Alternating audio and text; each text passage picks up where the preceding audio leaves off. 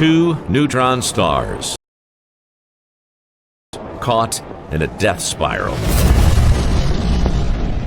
This massive kilonova explosion not only sheds light on the creation of heavy elements such as gold and platinum, it also provides scientists with a unique insight into one of the most mysterious objects in the universe.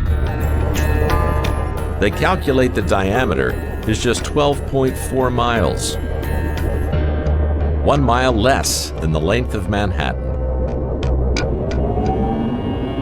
For physicists, the interior of a neutron star is one of the most intriguing places in the universe.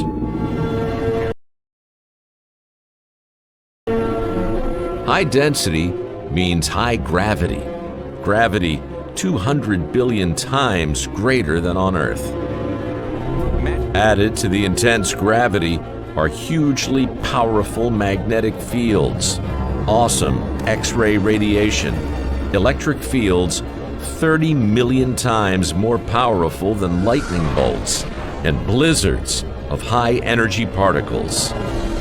For a space traveler, this is not a good neighborhood.